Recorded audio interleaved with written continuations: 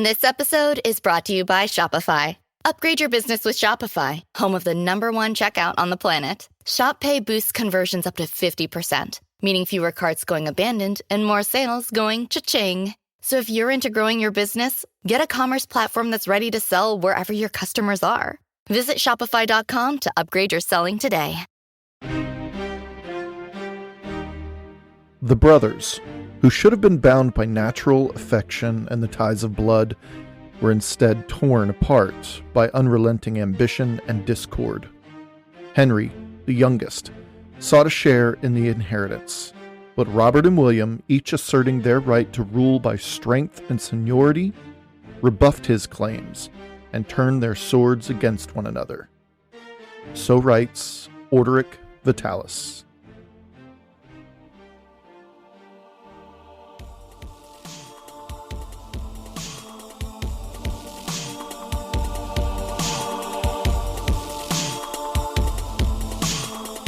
Welcome to Fortune's Wheel Podcast, a podcast that explores the infinitely fascinating and oft overlooked high and late Middle Ages. I'm Jonathan, your host, and what you can expect to hear on this show is a story of our collective Western history. Specifically on this episode, the fifth part of a larger tale of how three brothers dealt with the death of their legendary father. This isn't a polished story with neatly placed heroes and villains, but rather a complicated story of three young men cast haphazardly upon the peaks of European power. A massive vacuum was left when their father, William the Conqueror, passed away, and his three boys were left picking up the pieces. This miniseries that I'm calling A Tale of Three Brothers is a story of sibling rivalry, betrayal, power, ambition, broken alliances, massive political restructuring, and each man's quest for legitimacy and legacy on a channel-spanning scale that includes kingdoms, duchies, and even the Holy Land itself. This is the fifth part of the miniseries, and we will see a city threatened, a young count becoming an icon, and two brothers chasing the third across the breadth of the land to right the wrongs done to them. Before we begin, though, please consider joining us on Patreon, where you can enjoy more than 20 hours of bonus content as of this recording for as low as just $1 a month. We have full series covering stories such as Poland's rise throughout the 11th century and our current ongoing series covering the legendary Alexius Komnenos. Join our growing community and help this show bring our shared story to life. This is episode 150, entitled A Brother Rejected. Thank you for your support, thank you for listening, and I hope you enjoy the show.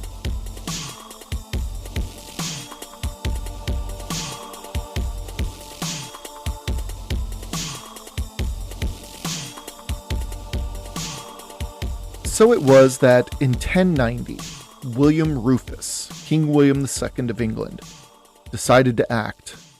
He wasn't one to forgive and forget, at least not until he'd exacted his revenge, and when he heard of Robert Curthos's support of Uncle Odo's rebellion 2 years earlier, he had of course sworn revenge. The county of Maine was getting angrier by the minute, with the likes of Robert of Bellême, Geoffrey of Mayenne, and Helias of La Flèche feeling the sting still of Curthos's stamping out of the rebellion a year earlier. Henry was free from Odo's prison by mid-1089, but he was consolidating his power out west in the Cotentin, also feeling the sting of his brother throwing him in prison for seemingly no reason at all. And Normandy's northern regions and eastern frontiers were, well, they were kind of blowing up at the moment as well.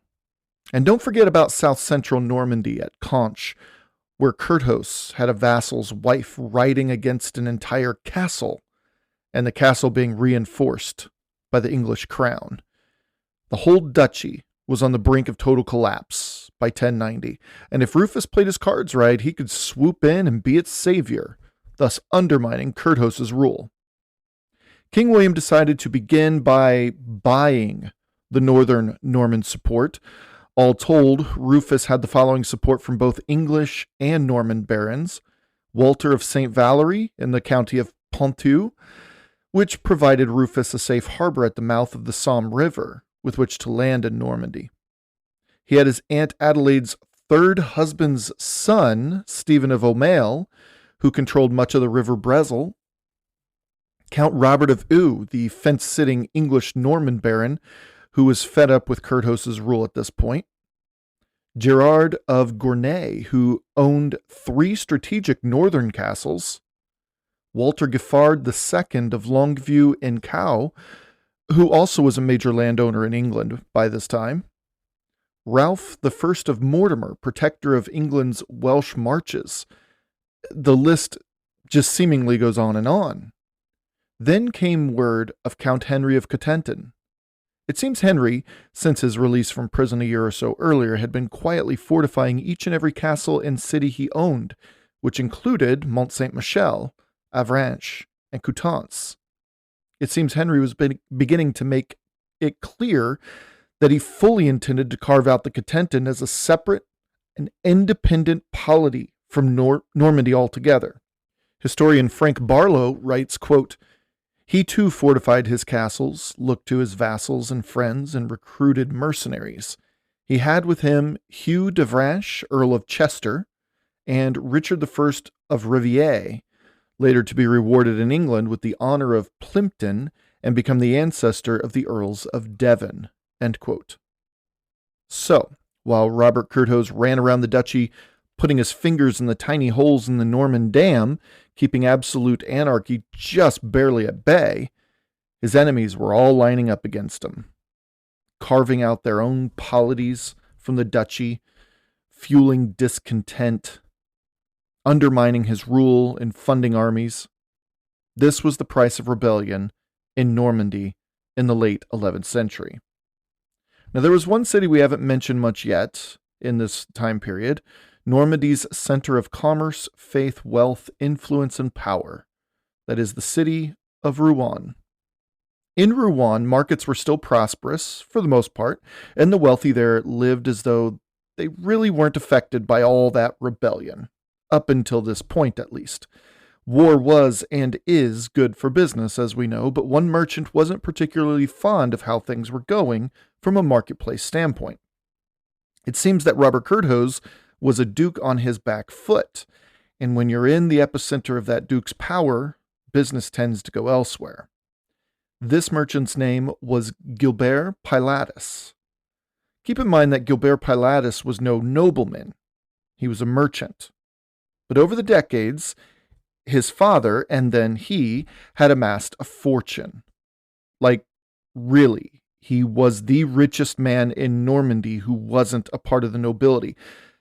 But it's worth noting he was also richer than many Norman noblemen too. Gilbert Pilatus left his merchant empire based out of Rouen to his son, Conan Pilatus, sometime in the mid to late 1080s, and this made Conan the richest man in Normandy who wasn't a nobleman. And if there is anything the establishment hates more than anything else, it's new money. Normandy was chock full of families dating themselves back to the time of Rollo, but the Pilatus family had made their riches over the course of decades of hard work. Gilbert Pilatus and then Conan Pilatus represented new money, but they also represented something far worse for the nobility. They represented the low man on the totem pole rising to positions of prominence, influence, and power. And these things weren't just earned. They were gifts to be bestowed upon their friends, at least from the nobility standpoint. No one was really saying anything about it until 1090, when Conan Pilatus used his wealth and influence to stage a revolt of his own against Robert Curthose. He thought, why not? Everyone else was. And he was just a lowly merchant. What with all the noblemen and kings and even wives throwing hissy fits against the duke's rule, this might be the perfect time to strike. It seems Conan severely underestimated the threat of new money when it comes to the power struggles of nobility. See, nobility is always vying for control with their neighbors, but to open things up to the peasantry and merchant classes to join in the fun, well, that was just too much to bear.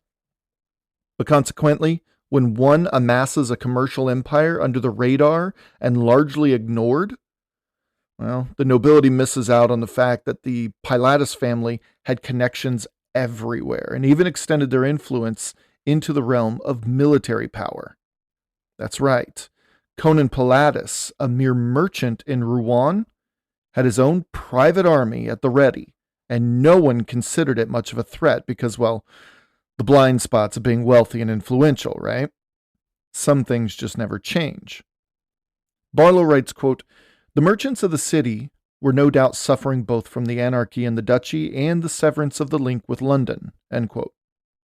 With support from the English crown, the armies under Gilbert of Gournay were poised to lure Curthose back south away from the Channel in order to ensure a peaceful crossing of Rufus's army. But Curthose learned of the plot and called William of Evreux, William of Bertoul, and Gilbert l'Aigle to his side. Records indicate Henry was out in the Cotentin, continuing to consolidate his own county under his own power, and Robert of Bellême was just under a week's ride from Rouen. However, when Curthose arrived in Rouen with his army, Henry was already there. How was this possible?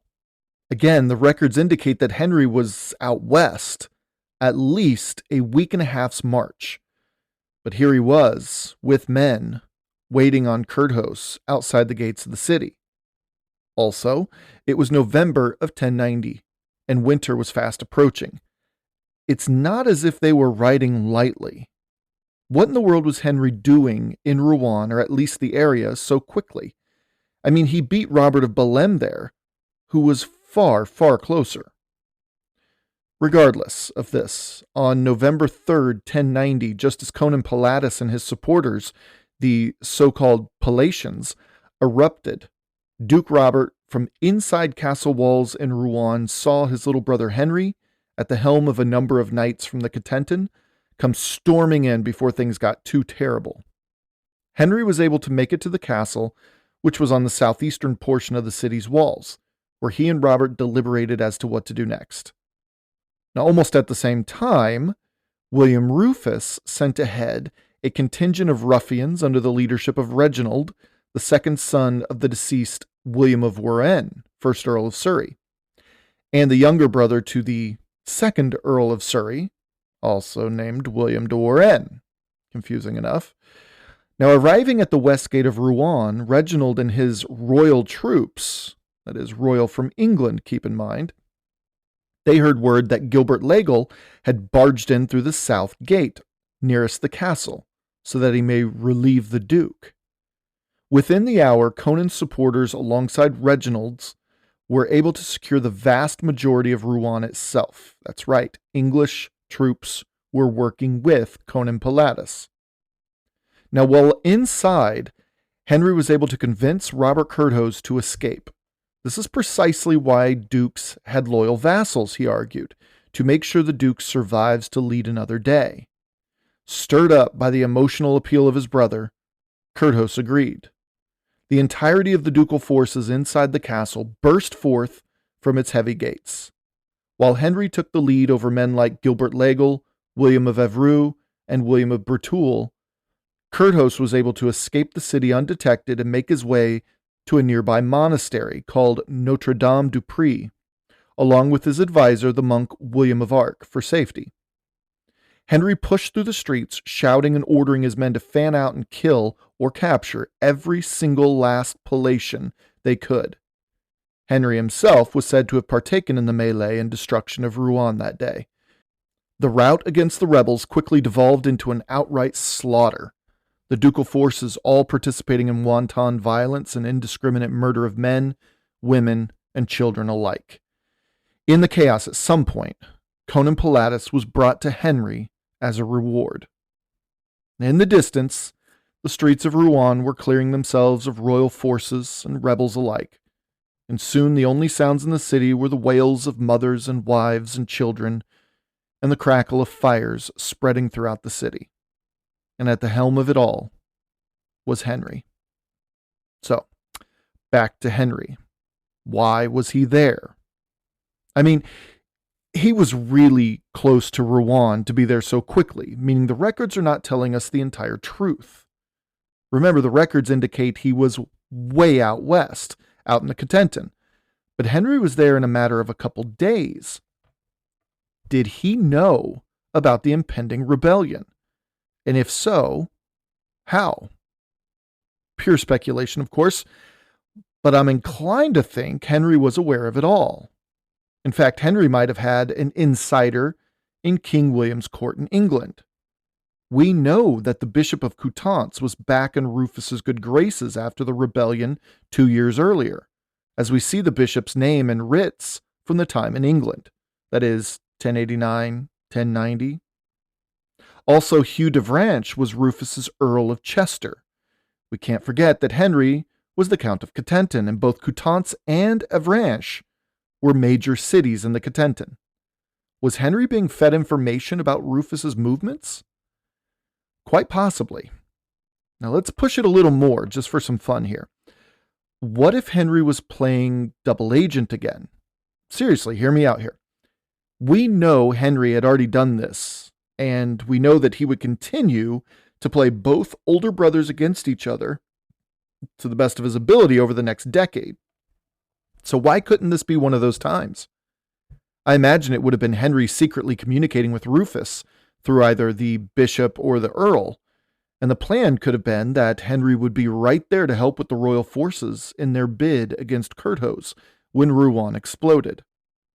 But as Henry neared the city, he realized he had a golden opportunity to rise in the ranks of honor and fame if he could take the lead in putting the rebellion down.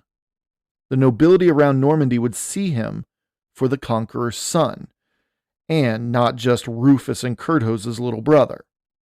This change of image was an investment, and Henry was a smart and patient man, truly earning the nickname Beauclerk. Now, I don't know if this is what happened, but I firmly believe that it's entirely possible. Henry was always scheming, always, and we know that immediately following the revolt in Rouen in 1090, William Rufus was pretty pissed off at Henry for something the records don't reveal. Could this have been it? Was Rufus angry at Henry for double-crossing him? November 3rd, 1090, Rouen was settling down, and Henry was the supreme leader in the city, for the moment at least. And Henry had the chief instigator standing right in front of him, Conan Pilatus, the wealthiest and most influential man in Normandy, who was again not a part of the nobility. Conan, the threat to the very system Henry was currently trying his best to rise in and ultimately control. Well, Henry and his men brought Conan back to the castle, a formidable structure with 2 towers from which one could see for miles in all directions. As the sun was setting, Henry put his hand on Conan's neck like old friends would do. He smiled and walked him up to the top floor of one of the towers. Henry wanted to show him what he tried to overthrow, a tour de horizon, in the words of Edmund King in his book called Henry I.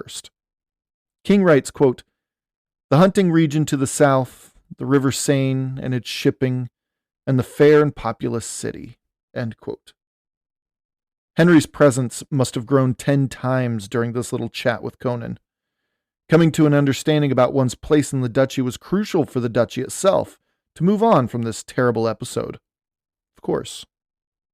While the soldiers in the streets below pillaged the homes and businesses of their valuables and terrorized the women, they all looked up when they heard a horrifying scream. A dark shadow fell from the topmost tower window, and within a couple seconds the screaming ceased in a dull thud on the ground at the tower's base. No one knows for sure if Henry was the one who pushed Conan out the window, but the story Henry would tell Robert Curthose was that they were having a nice chat. 2 men, again, coming to an understanding. Until Conan rushed at him, forcing Henry to retaliate, not realizing the window was behind the merchant. Before Henry knew it, well, you know how these things go. You believe him, right? Whether he did or did not, Curthose accepted Henry's account of Conan's death, and it became open season on collecting ransoms for all the Englishmen and rebels captured that day. Barlow writes, quote, "The Anglo-Saxon chronicler complained of the unjust gelds the king imposed on England the next year, doubtless as a result." End quote. This was no doubt evidence of the English's first realization that as good as things were promised to be under King William II, well, all leaders lie, and taxes will never truly be lessened. There's always a price to be paid for something. By the time Robert of Bellême arrived, Henry had spoiled the party, but the sadistic little prick couldn't help himself and ordered further punishment be inflicted on the capital.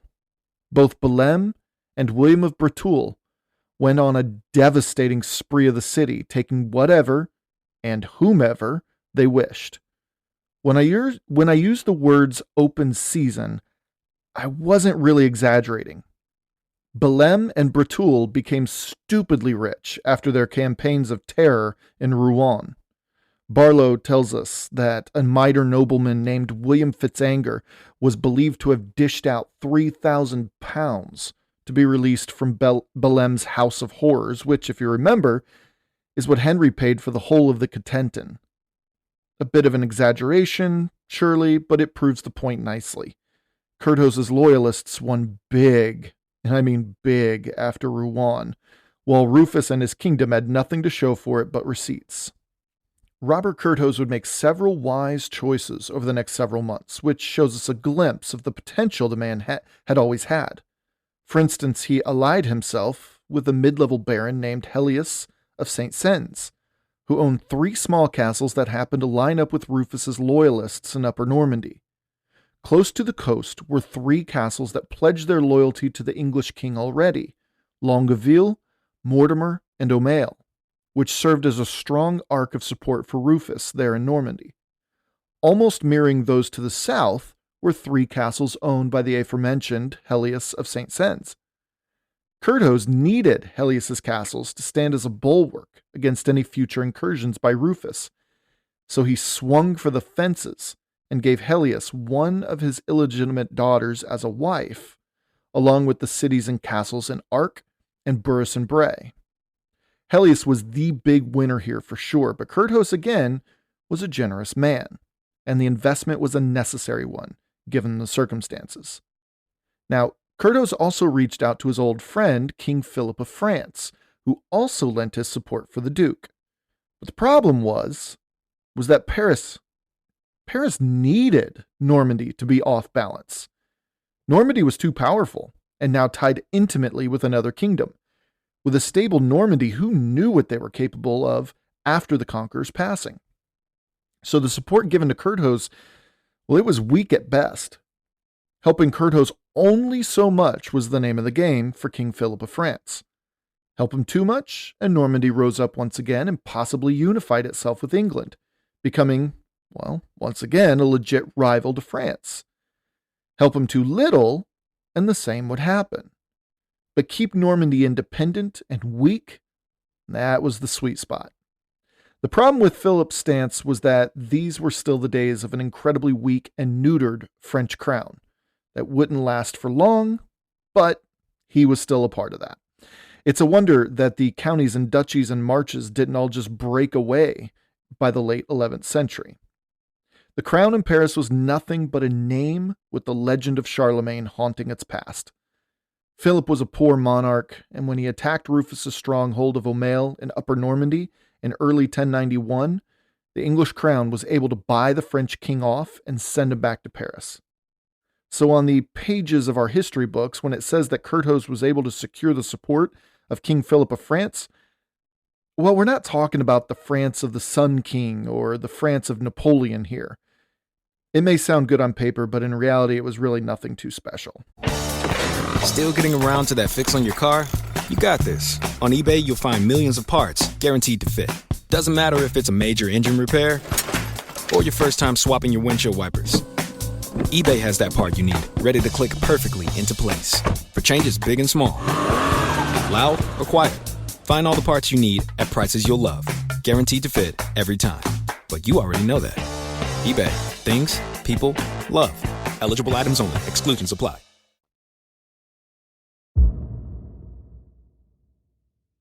So while William Rufus feasted in Westminster during his Christmas court of 1090, he and his men decided that it was time to campaign once again.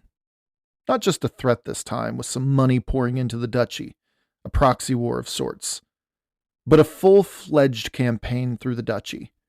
And word came to him as a Christmas gift that Robert Curthose was currently campaigning himself, this time against that madman, Robert of Bellême. And the reason actually had little to do with the recent excitement in Rouen. See, 1,000 years ago, family feuds were a pretty serious issue. Earlier in the 11th century, folks from Brittany migrated into Normandy, and some earned their spurs under the Norman dukes, including the conqueror himself. The Montgomery clan was a proud Norman family, dating back further than these newcomers, and pushed them out of their lands that included Montgomery and Bellême. Now fast forward to 1091, and you have some of these newcomers, now powerful and wealthy lords, such as those in Courcy, Saint-Evroul, and the Grandmesnils. Robert of Bellême was the son of the great Roger of Montgomery, now fully entrenched in England as the Earl of Shrewsbury. Well, Robert of Bellême decided that the volatility of the situation in the duchy was such that he could take a crack at some of these places his family had deep-seated hatred toward. He'd inched his way up across the River Orne, but both Hugh de Grandmesnil and Richard de Courcy resisted at this point. In fact, it's quite likely that they even reached out to William Rufus for support, financial or otherwise. Robert of Bellême's army was massive, and I mean massive, even by the standards of the time. Several thousand soldiers marched across the icy, wind-swept hills of Normandy on one man's quest for personal gain. This army was so massive, in fact, that contrasted with the stillness of the world, it even made it into the records of Saint Albin de Bonneville, when a monk heard the pounding of the footsteps in the distance and was thoroughly freaked out, thinking it was Heliquin's hunt. Now, called the Wild Hunt and led by Odin himself further north, this midwinter tale told of ghostly armies marching in the middle of the night, terrorizing Scandinavia, the British Islands, Ireland, northern France, Germany, and even into Slavic Poland. And this monk truly believed he had witnessed the horrible apparition one evening. The fact that this made it into the records at the same time Robert of Bellême is known to have been marching his massive army in the area, well, that's a testament to the fact that some of those wild exaggerations of troop numbers may not have been too far off. This entry was recorded on January 1st, 1091, and still haunts Normandy as a time when the likes of Robert of Bellême terrorized the area. The next we hear of it is the Siege of Courcy, which is recorded due to a singular event in the records on January 23rd of that year, when a bishop who tried to find a peaceful resolution and negotiate an end to that siege died before a successful conclusion could be reached. Robert of Bellême still had the city of Courcy under siege almost a week later, when the English records tell us that Rufus was at Dover preparing a fleet to sail. We have absolutely no idea what his army and his fleet looked like, and we have absolutely no idea what rights the king had to intervene. But we know he was there in Dover, and we know he was setting up for an invasion of Normandy. More than likely, we can assume Rufus was bringing along a core contingent of leaders along with their own knights and soldiers who would serve as the skeleton of a larger mercenary army he would recruit when he arrived. This would involve massive stores of money, so that was also without question a part of this cross-channel excursion. Rufus already had the support of Upper Normandy by and large, so he didn't need to arrive on Norman beaches ready to fight as soon as his boots hit the sand, much like his father did in 1066 over in Pevensey. I did uncover an interesting connection between William Rufus's cross-channel expedition in January 1091 and a monumentally tragic and history-shifting event just 30 years later. So it turns out, and this is a bit of a spoiler, but I still think it's an interesting connection here. It turns out that the steerman for the royal yacht, the boat that had carried the conqueror and his family across the channel innumerable times since 1066, Well, that steersman's name was Stephen Fitz-Arrard.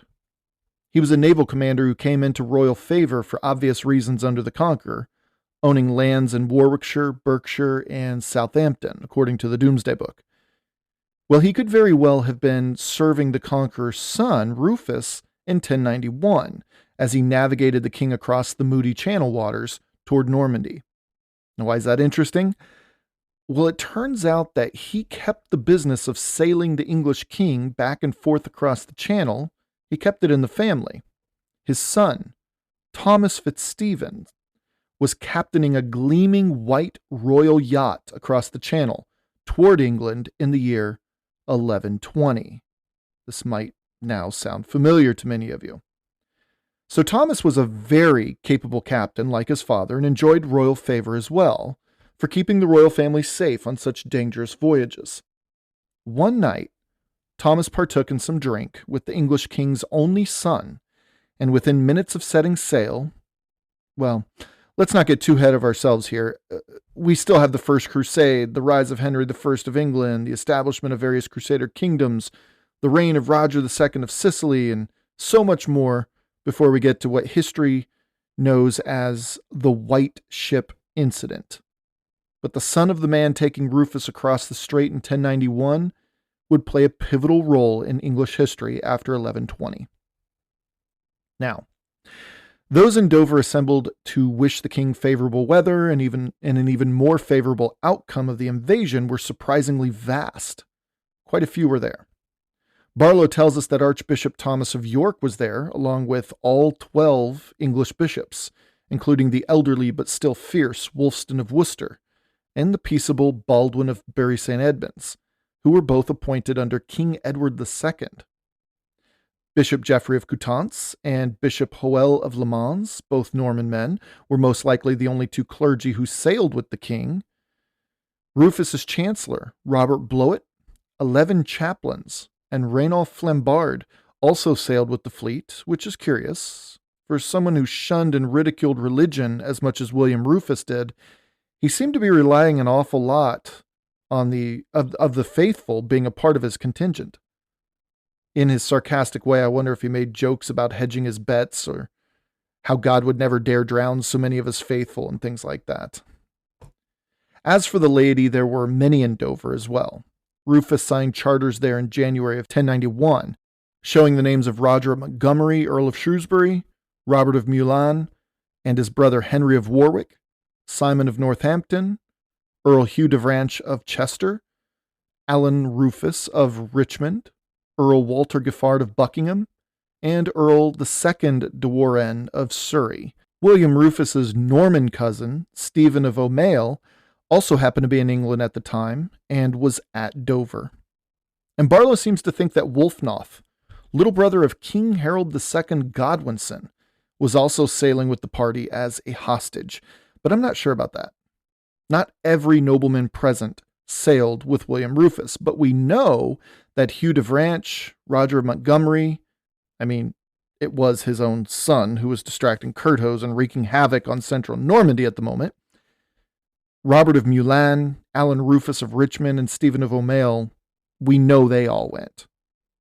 Other notables to accompany the king were the steward, Ivo Taliabois, were Sheriff Hamo of Kent, Sheriff Roger Bigod of Norfolk, Sheriff Ernst d'Aboteau, and a man I'm fascinated with, a common huntsman named Croc.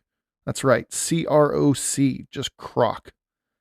Others were in attendance at Dover, but the vast majority of sheriffs and constables stayed behind to maintain order in the kingdom while the king was away.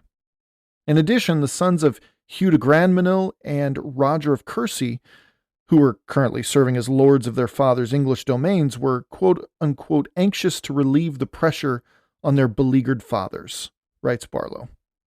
And with the exception of Rufus's closest buddies, Sheriff Hamo's son, Robert Fitzhamo, and Roger Fitzgerald, who would also sail with the king, this is where Barlow's writing turns into the Book of Numbers. So I'll spare you the list because, oh my God. But it's worth noting as a testament to Rufus's skill after the rebellion and pulling rebels back into his fold.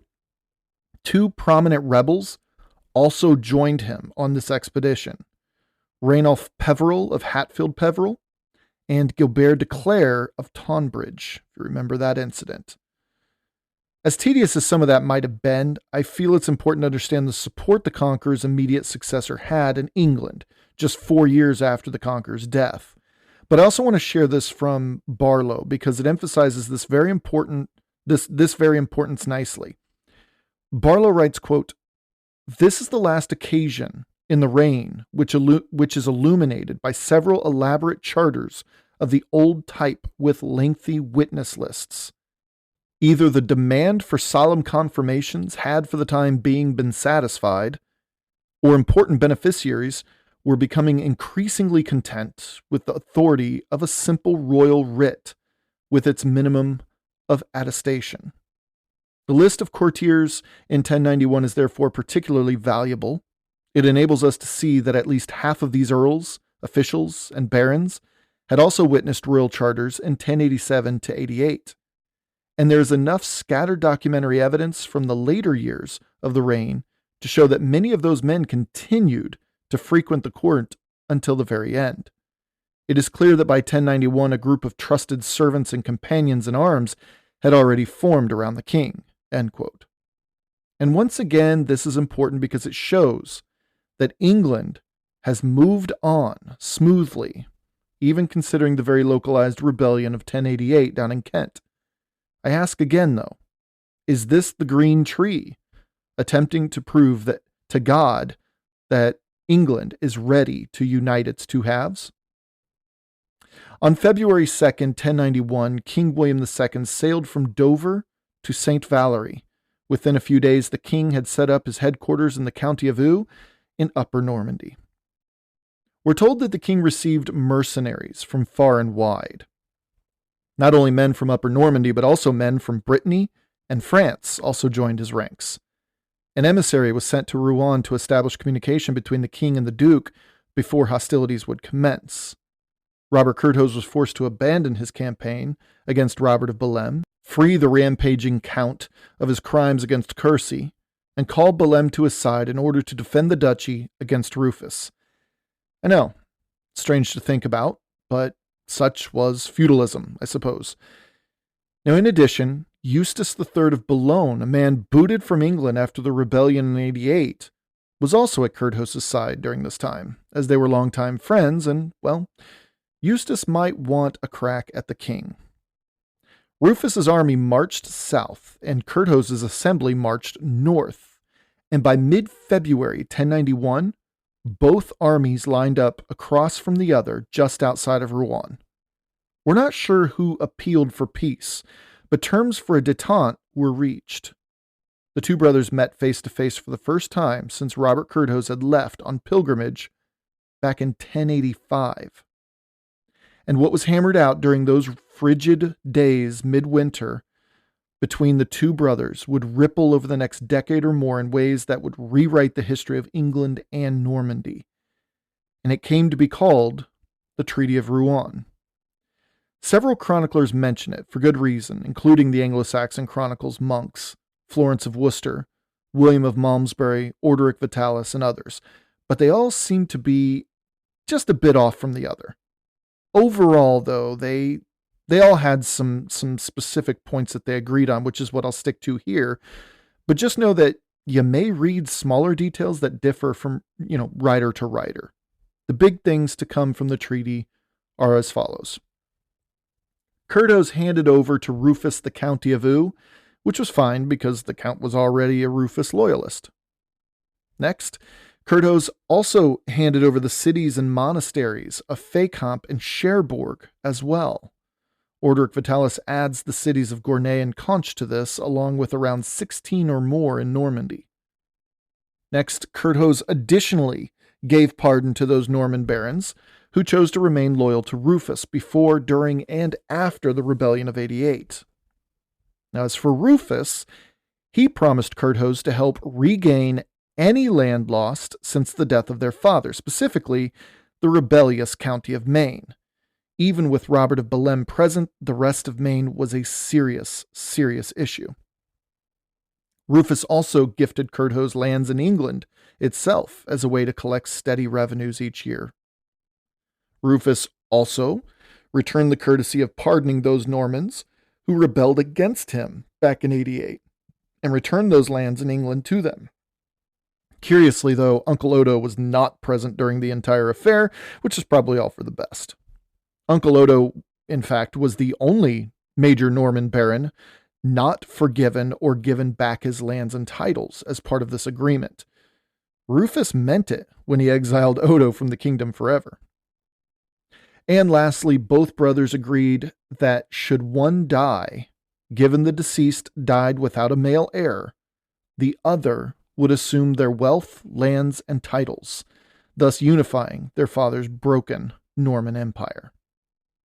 That's a biggie. Now, all seemed content with the outcome of the treaty, and more importantly, it kept needless death and violence from happening. In fact, it redirected all of that needless death and violence and focused it elsewhere. Remember, part of what Rufus promised Curthose was that Rufus would devote English muscle, blood, and coin to regaining the county of Maine for the duchy. Don't forget about that one.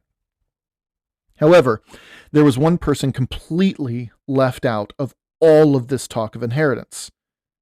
Henry, Count of Cotentin, their younger brother. This treaty, the two older brothers, didn't just leave Henry out. This treaty effectively disinherited Henry from any of their father's inheritance. But that was a far larger problem than he could possibly tackle at this point. When Henry heard of the terms of the treaty, he realized something far more sinister was happening. By Duke Robert giving King William, Conche, and Cherbourg, Curthose had given Rufus two of the Cotentin's most prized places, most coveted centers of commerce and culture. Curthose was undercutting what Henry had paid him for fair and square. This was outrageous, and it was scandalous, to be quite honest. Within days of the treaty, while the two armies began planning their campaign to reclaim Maine, Henry appealed to his brothers for a change of heart, bringing demands according to the ducal law to them. This was a rather heavy-handed approach, but one can understand Henry's outrage. Not surprisingly, the two brothers shot Henry down, so Henry responded by hiring mercs and fortifying his castles, including those at Cherbourg and Conche, which were now legally the King of England's. Henry wasn't going to give them up freely. Before moving south from Rouen toward Maine, King William and Duke Robert decided to handle their little brother once and for all. It was now March 1091, and all were now on a war footing, all three sides. As word arrived that the combined royal and ducal forces were heading west toward the Cotentin, most of Henry's vassals, including Hugh de Branche — remember, Hugh de Branche was also Rufus's Earl of Chester, so there was that ambiguity in feudal obligations that defined the decade. Well, most of Henry's vassals decided to lay down their arms and just submit. Henry still had a stout core of his own for protection, but he was driven back to the abbey at Mont Saint-Michel. By mid-March, William and Robert were standing on the shores, looking out across the magnificent bay with its curious abbey balanced proudly above the waters. Now let's take a look at this remarkable place, a place that, as I've said before in the podcast, might be up there toward number 1 on my bucket list places to visit here. So, just going all the way back, what is this rock out in the middle of an estuary? What is that all about?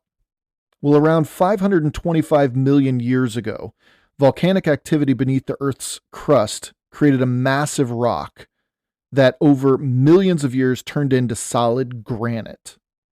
Over hundreds of millions more years, gradually, this asteroid-sized chunk of granite worked its way toward the surface, and over the previous tens of millions of years, tectonic activity and erosion wore it down to be the rock it is today, and has been for hundreds of thousands of years. Now, up until the end of the last significant ice age, dating to around 8,000 to 10,000 years ago, sea levels kept the estuary of what would become the Cuznan River farther out into the English Channel, if there was an English Channel for that matter.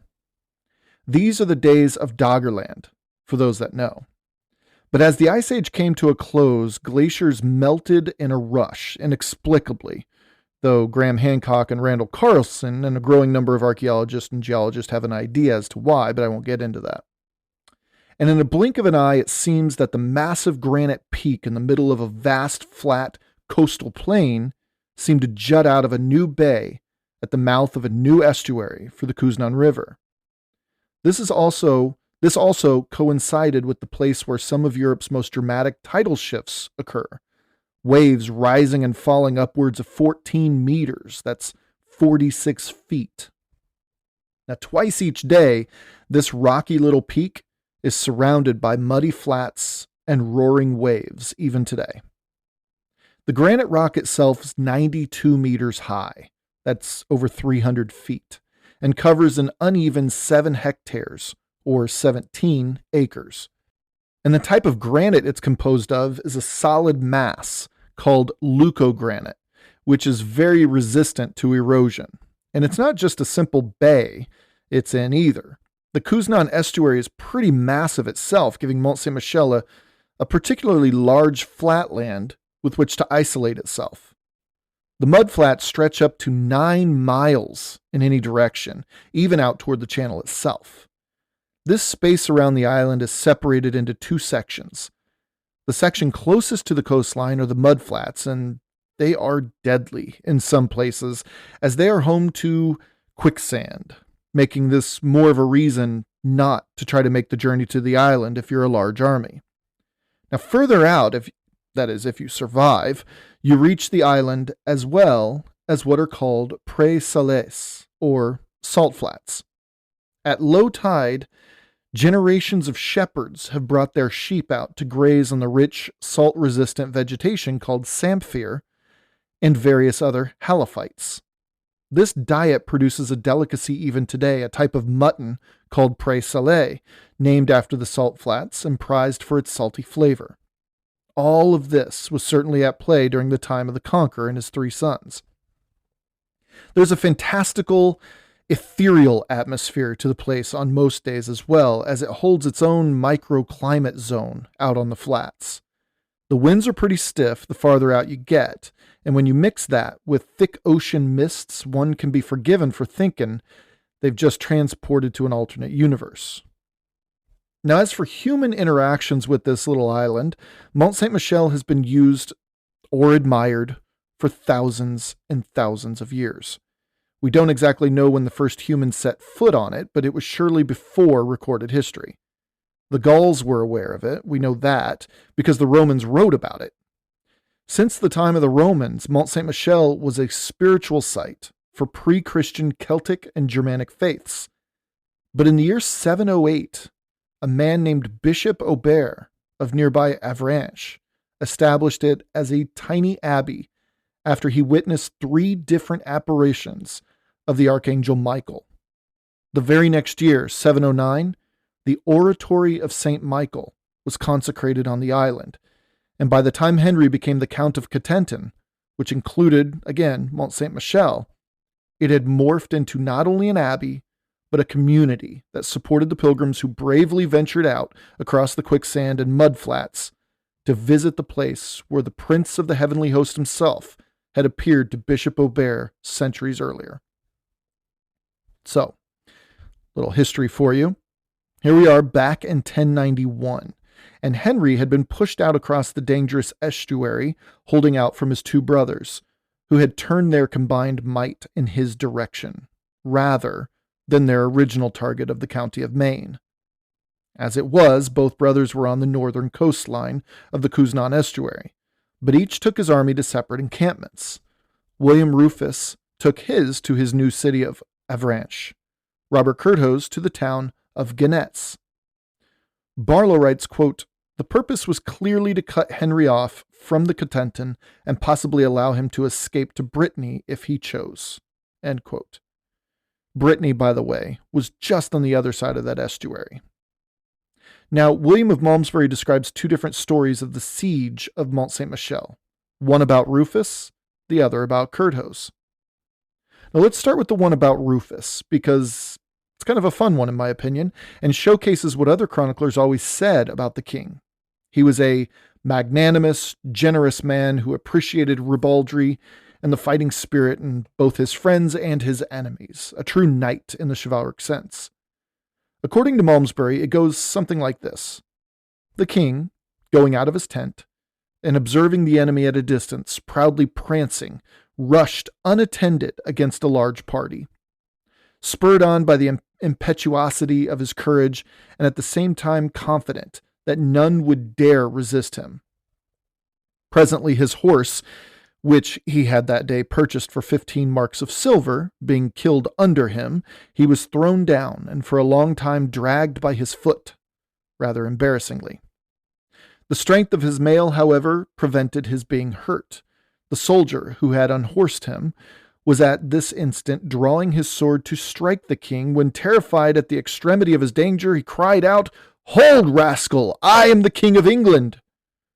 The whole troop trembled at the well-known voice of the prostrate monarch, and immediately raised him respectfully from the ground, and brought him another horse. Leaping into the saddle without waiting assistance, and darting a keen look on the bystanders, "Who unhorsed me?" said he. While the rest were silent through fear, the bold perpetrator of the deed readily defended himself, saying, "'Twas I who took you, not for a king, but for a soldier." The king, soothed, and regaining the serenity of his countenance, exclaimed, "By the face of Lucca," for such was his oath, "henceforth thou shalt be mine, and placed on my roll, shalt receive the recompense of this gallant service." End quote. Again, that was in Malmesbury's words. Now, there's a lot to glean from that story, specifically the bit about the medieval knight's code of honor, which involved the stirrings of what would become the chivalric code. The fact that William Rufus rode headlong into a group of enemy knights, was unhorsed and nearly killed, and with an appeal from him, all swords were sheathed and the attacker actually accepted a new employment opportunity. Strange culture, those knights. Now, Malmesbury immediately pivots to Robert Curthose in order to juxtapose the two rulers. This next story must have taken place within days or a couple weeks of Rufus's adventure. Malmesbury relates the following, quote, "When the blockade had so far proceeded that the besieged were in want of water, Henry sent messengers to Robert to expostulate with him on the thirst he endured, and to represent that it was impious to deprive him of water, the common right of mankind. Let him try his courage another way if he chose, and not employ the violence of the elements, but the valor of the soldier. On which, wrought upon by natural tenderness of his disposition, he ordered his party to be more remiss in their duty where they kept guard, that his thirsty brother might not be deprived of water. The circumstance, when related to the king, who was always inclined to warmth of temper, made him say to the duke, 'You well know how to carry on a war indeed, who allows your enemies plenty of water? And pray, how shall we subdue them, if we indulge them in food and drink?' But he, smiling, uttered his keen and truly laudable expression, 'O shame! Should I suffer my brother to die with thirst? And where shall we find another if we lose him?' End quote.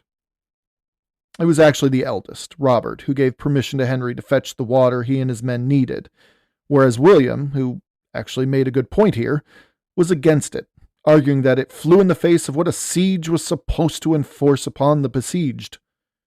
Either way, it was at this point that we see a split in the two major records to write of the siege of Mont-Saint-Michel, where William of Malmesbury writes that Henry was pardoned by Curthose and Rufus, and then all three brothers took their armies back to England to deal with the rambunctious Welsh and Scots.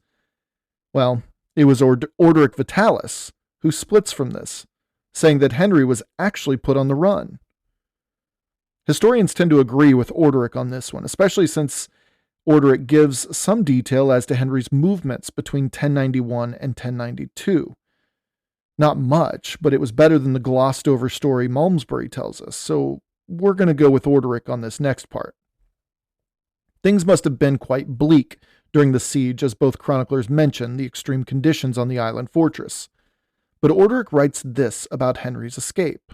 Quote, Henry, besieged in the rocky fortress of Mont Saint-Michel and abandoned by fortune, endured the pangs of hunger with his faithful followers. At last, spurning despair, he braved the cliffs and the dangers of the waves, slipping away under the cover of night to evade the grasp of his brothers. End quote. We're told that Henry slipped into Brittany, which again is a stone's throw from the Couesnon estuary, followed the Norman-Briton border along the southwest until he came to other counties in France. Heading south of the county of Maine, Henry no doubt made his way through Anjou, Vendôme, and Perche before reaching royal French territory near Paris. Disinherited of the county he paid good money for, Henry was forced to spend the next 2 years in the French Vexin. Now, a quick point to make about the region generally known as the Vexin. When Rollo the Walker became the first Duke of the Duchy of Normandy, Charles the Simple, the French king at the time, split this region called the Vexin into 2 nearly equal parts. The River Epte was the border between the Norman Vexin on the northwest and the French Vexin on the southeast. Now, Henry was staying somewhere in the French Vexin, between the cities of Mantes and Paris, which put him in close proximity to other power players in the area besides King Philip of France.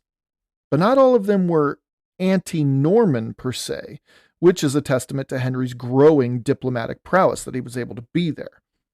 He was able to either befriend or just stay out of the way of the Norman barons who also controlled both Montfort and Beaumont, not to mention the loyalty of King Philip, that loyalty he had with Robert Curthose. This also placed Henry directly between both Paris and Rouen. The thing about King Philip was that he enjoyed and rather needed, as we've said before, an embattled Normandy, so Philip drew Henry under his protection during this time. So, with Henry out of the Cotentin and presumably stripped of his lands and titles for the moment, and the county of Maine, as it were, was being subdued for the moment by threats from Anjou to its south and from the likes of Robert of Bellême inside Normandy, word came from across the Channel that trouble was brewing way up in Northumbria. In fact, it was from farther north than even that. King Malcolm III of Scotland decided that it was a perfect time to strike England. What was William to do in this situation? He had to go help Robert Curthose at this point. Was he to help conquer Maine once again? Or was his first priority to push the invader out of his kingdom? We're going to find out what he does on the next episode. And I can't wait to tell you about it.